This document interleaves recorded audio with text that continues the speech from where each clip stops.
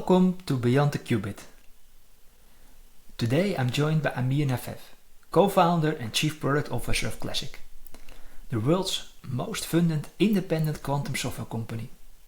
From building satellites in Israel's defense industry to raising $170 million for Classiq, Amir shares why scalable software is the real bottleneck in quantum and how his team is creating the Microsoft moment for this industry. Before we start with the podcast, I have an important disclaimer. I do not represent any company here and do the podcast under my own title. Let's get started. Welcome, Amir. Thank you for joining the podcast. I'm glad you are here.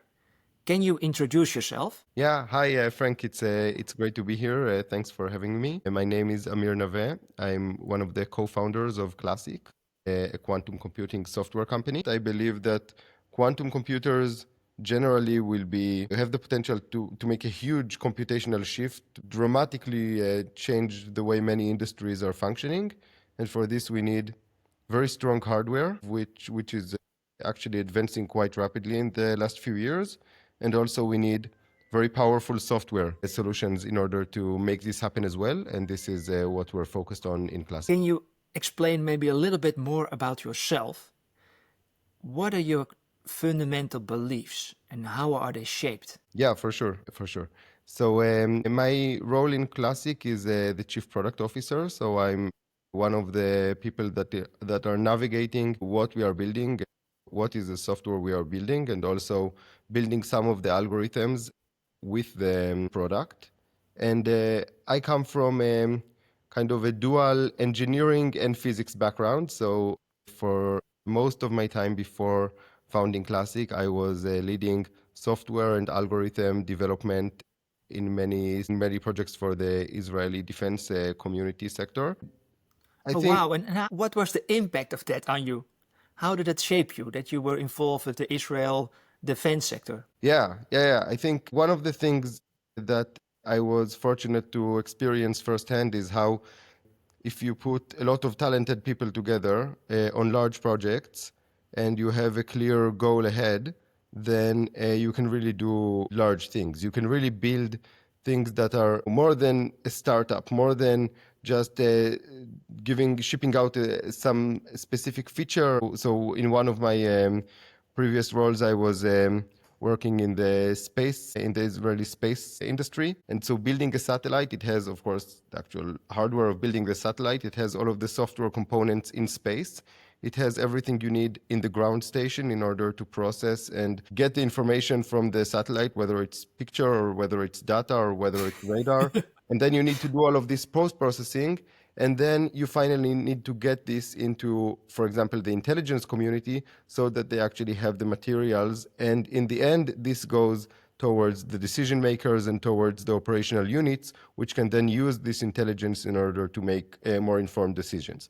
So it's this huge process from building to software to, in the end, making an impact on the intelligence community. And thousands of people are involved in this, right? It's a huge effort. And you need this coordination to happen between these huge, sometimes companies, sometimes units within the military or within the defense organization. Everything needs to play together in order to make the impact.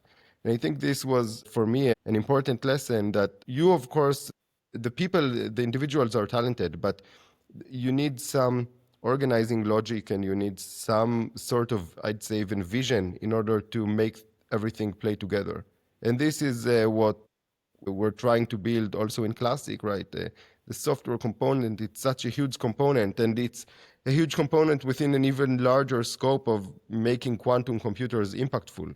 So making all of these things coordinate between different players with different interests, it's a hard challenge, which I think I've seen it happen in other places, and so I'm kind of optimistic that we can make it work here as well. Can you maybe share 3 experiences that shaped your key beliefs? So I'd say one, again, is everything related to the power of software.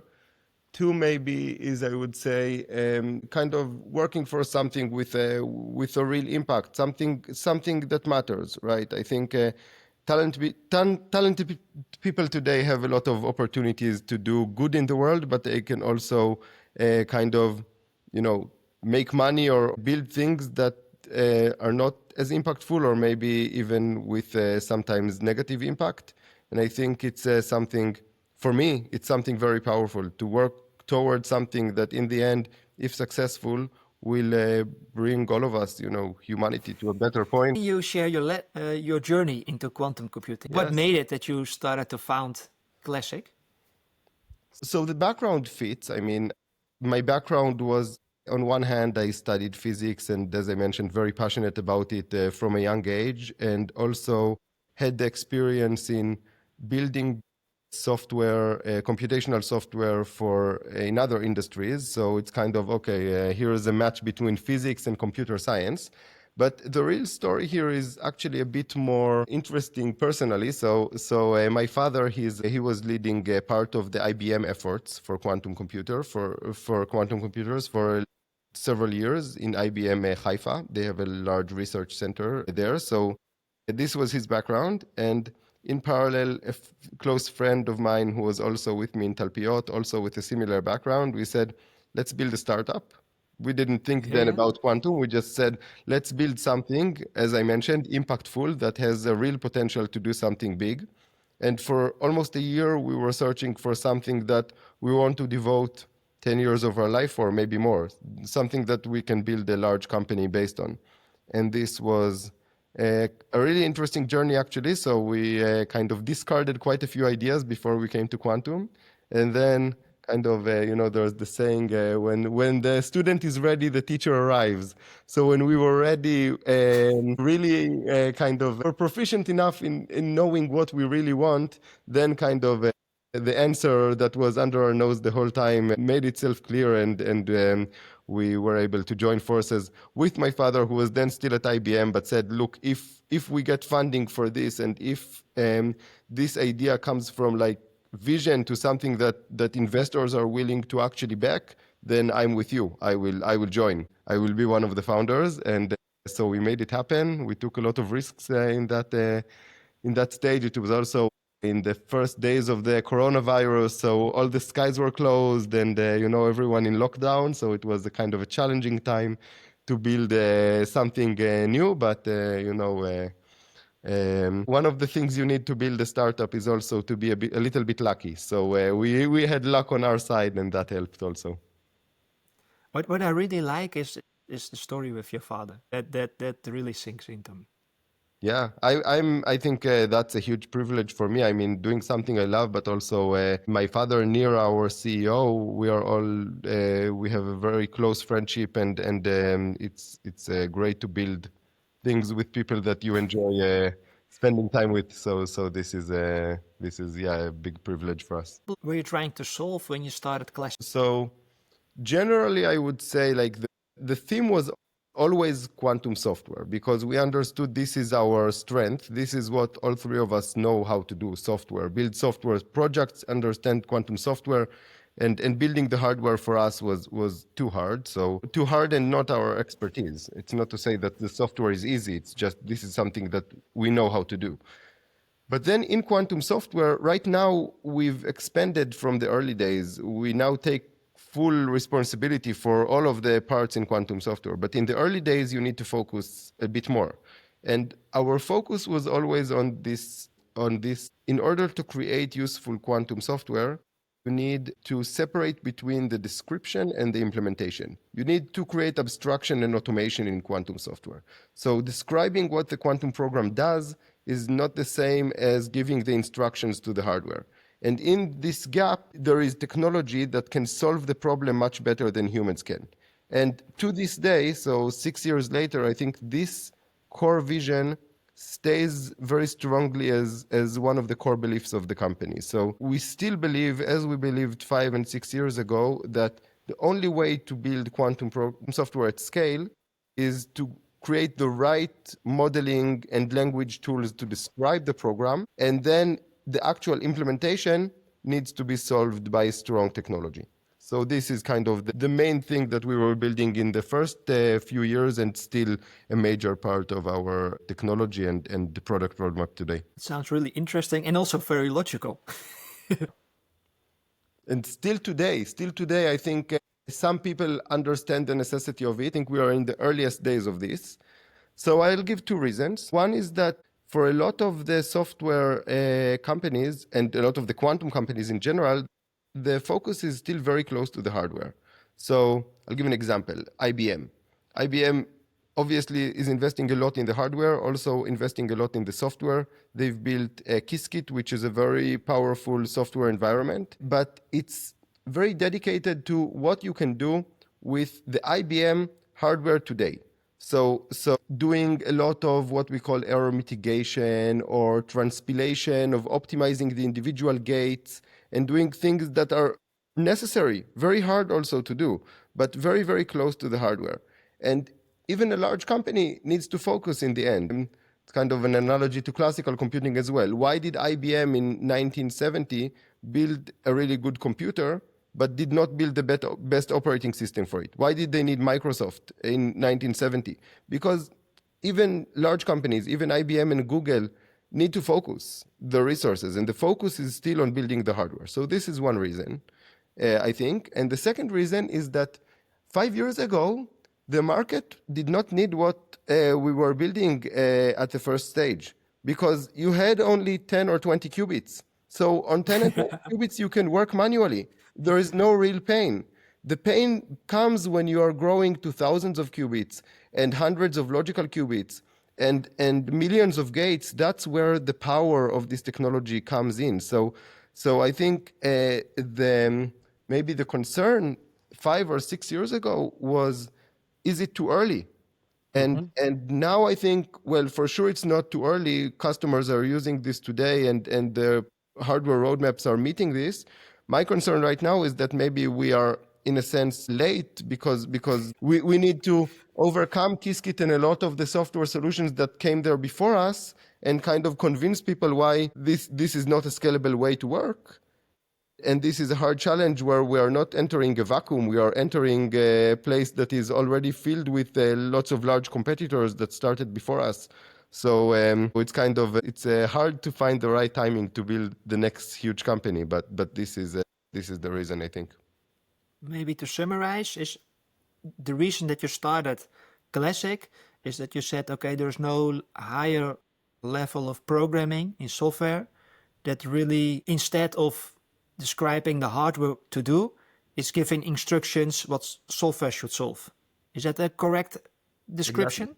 Exactly. There is no, maybe in a short sentence, without Classiq, there is no way to build scalable quantum programs. So, and you need to build scalable quantum programs. That's the usefulness. So yeah, this is what's missing, and this is what we come to solve. Amir, can you give an introduction about Classiq? Maybe first a short summary. I think we already went a little bit into that, but maybe a short summary on Classiq. Classiq was founded in 2020, just over five years ago. Today, we are a team of 70 people. We've just raised our Series C round of $110 million. So our total funding in the past 5 years now comes to just over $170 million, which is the largest funding for a quantum software company, which is independent. For us, it puts us in a very good position to grow our team, to grow our business, to grow our technology, to grow our product. And as I mentioned, right now, Classiq is focused on quantum software. Our focus is on allowing our customers to build quantum programs in a scalable way. We have a few dozen enterprise customers working with the platform today. We also have hundreds of universities and thousands of users that are coming from primarily academia, for which we give the platform for free because we understand that we want the community to be engaged with us as much as possible. And then we see the long-term benefits of being a software that people use in education and research. And how broad is this spread? Is it globally? How many universities work with Classiq software? How Yeah, many? globally. Almost all of the large universities in, North America, Europe, Japan, and in other countries have experience with the platform. Either it's embedded in their curriculums, courses, doing research with the platform. So this is, very, very widespread. And our vision maybe is to be the software that is used to create quantum programs. As simple as that. If you want to use quantum software, if you want to use quantum computers and write the software for them, we would. Our dream is for you to use Classiq to do that. And if everyone does that, then that is our mission. As simple as that. For us, it's a huge opportunity because really the market is there to take. The companies need to create quantum programs today. It's not something that is waiting for a quantum computer. Most of the Fortune 500 companies today have quantum software teams that are exploring use cases, building the expertise, building the talent, building the IP. So, for us, we look at the market today, not at the market 5 or 10 years from now, and we say this is a huge opportunity. We cannot afford not to be there. So for sure. And what you said, okay, most of Fortune 500 companies are working on solutions for today.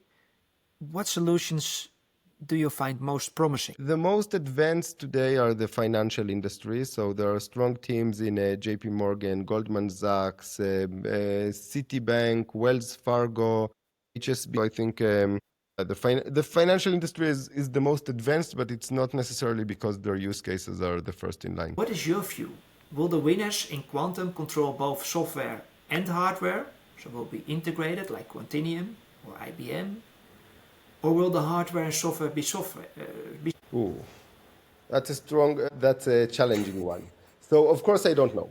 I honestly don't know. I think there are good claims for any of these paths, and I also think for all of the examples that you mentioned, no one could know 10 years in advance. It's also, I don't think it's something that is a fundamental for the market. I think, for example, one of the reasons that Apple dominated is because they had a visionary leader and extremely strong execution, and they just created products that customers love. Apple were just a hardware, just a software company, and still created products that customers love with a vision, they would have a decent chance. And if Apple were led by other people, so maybe it would have been different in the smartphone. So I don't know if it's something that is intrinsic to the the era or to the type of compute, or it's just because some companies are better than others for many different reasons, and this is how they come to dominate.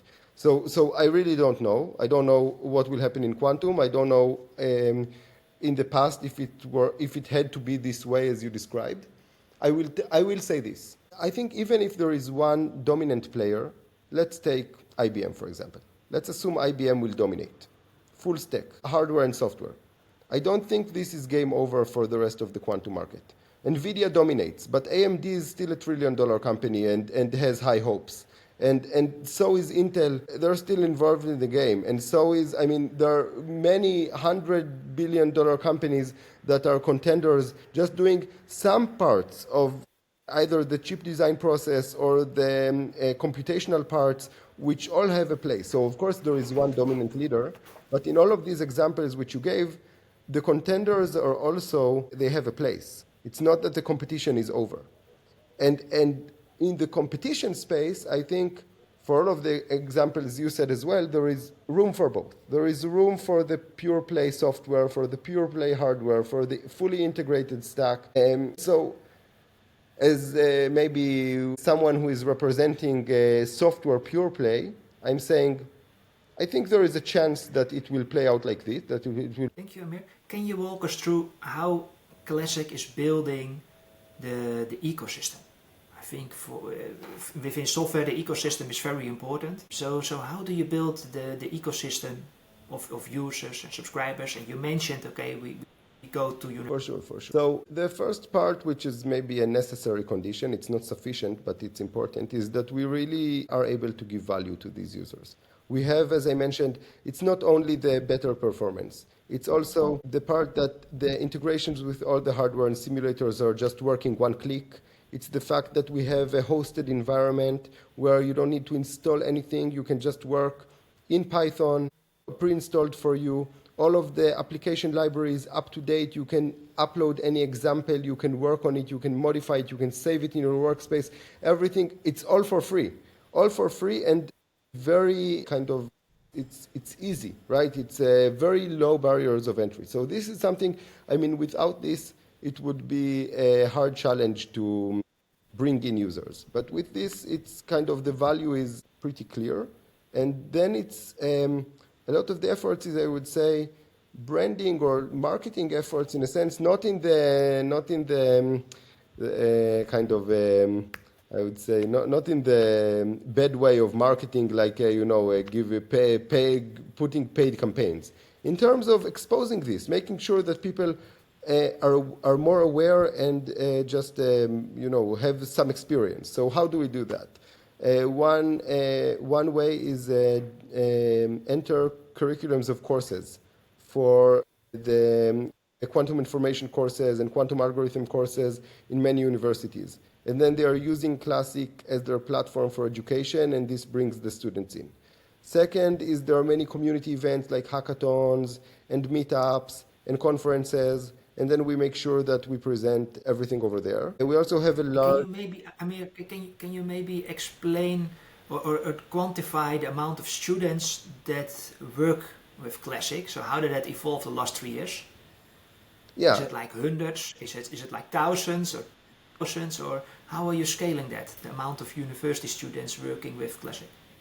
It's hundreds of universities today, and the number in each university somewhere between dozens to hundreds of users typically. And yeah, everything here is in the past 2 years. 2 years ago, we started this effort of building a community. So these are the typical numbers. For me, the important part here, the bottleneck, if I'll say today, the thing that is most challenging for me is to keep the users kind of recurrent users, right? Because a lot of the people write, okay, so you did a quantum course, great, you've used Classiq, you loved it. But now you have nothing to do with quantum in your day-to-day life, so we will not see you anymore using our platform. Now, I cannot change what you do in life. If you finished your first degree and now you are going to work in AI and don't have time for quantum anymore, fair enough. I'm not trying to chase you into quantum, but I do want to better understand the market and the number of people that are using quantum in their day-to-day life. The researchers that are there for the longer term and the people that are there, not for one course or one semester, but for years, and to be able to kind of target this market a little bit more and make sure that I'm growing there. In that place, I think there is still a large gap for us. I don't think we are still there in a place where we are kind of scalably growing and seeing it, organically kind of increasing month over month. I also don't know how large this market is. I don't know how many people day to day are working with quantum. I have my estimates, but I haven't created something I'm comfortable with yet, and I haven't seen any analysis that I can really trust on how many people are potential recurring users in academia for quantum, for creating quantum software. I don't know the answer, and this is a really interesting question for me. If you find out the answer, I would love to know it. I have some ideas. Maybe after the call I can walk you through. I've got 2 more questions. My first question is, what do you want to achieve on a 10-year view? On a 10-year view? That's easy. Yes. That's easy. On a 10-year view, I want to be, I hope it doesn't sound like too ambitious, I want to be the Microsoft of quantum. That's what I want to be in 10 years from now. I want every single person that creates quantum programs to do it with Classiq, and I also want quantum computers to give real value, and so quantum computers are giving value to the world, and it's done through Classiq software. Simple as that. 10 years from now, someone said, I don't remember who, that 1 year is too short, and 10 years is people underestimate what can be done in 10 years. For 10 years, I dream big. I think in 10 years, the dream can happen. And what are your must-win battles to reach that? One is not up to us. One is the hardware. I do hope that in 10 years from now, the hardware will be in a stage that is giving value. That's not up to us, but I hope it happens. Otherwise, we will not be where I want us to be. But that's not up to us. I can't do anything. Another thing is making sure that we are Leading in technology. This is the case today, but today things are at the beginning. Google and Microsoft and NVIDIA and others will wake up. And we are still a small company. And this is a battle. I mean, we are prepared for it for day one, but when it will happen, it will be a fierce one, right? OpenAI having the best model today, it's a fantastic achievement for them, right? They were built one first, but the fact that still they are dominant, or one of the dominant players, that's up to pure technology, real execution power. So that's a second one. And third is business. There is this, in classical computing history, it's kind of like, why was Microsoft the standard in operating systems? Not necessarily because they were the best one. I don't know if Linux is better or worse than Windows. I know a lot of people that would say Linux is better. But in the end, Linux is not the standard. Windows, at least, was the standard. Because they did a lot of good things that is not only the best product. They did a lot of good deals. They were there early in the ecosystem. They had fantastic engagement with users in the very early days, deals with IBM that changed. So this is like the way we do business in the next 2 years and build the community and build the customer base in these early days. That's critical. And hardware not up to us. 2, technology up to us. 3, business up to us. So now we focus on business and technology and hope the hardware companies do their job. My last question is, can you walk us through the positive flywheel?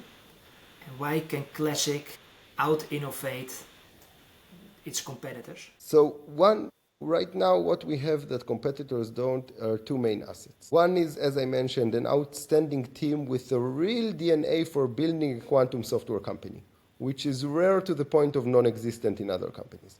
And second is already a large user base and a strong brand. So we already have these dozens of customers. So we know when we listen to the market, we hear it much more clearly. Because it's not reading it's not opening online and seeing what this head of innovation has to say. It's working with the customers, hearing their feedback day to day, 20 enterprise customers and hundreds of universities and thousands of community users engaging with us all the time. So we are inside the market. We know how to listen.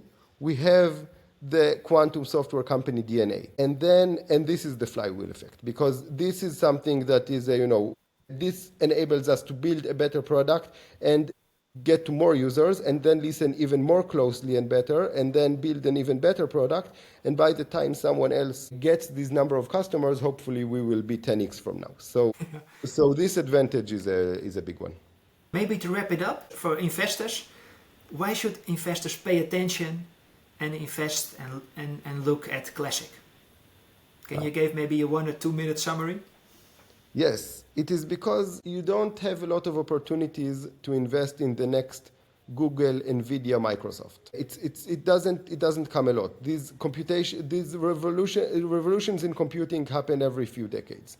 And quantum, I would argue, is not one of the small ones. It's maybe the largest one yet.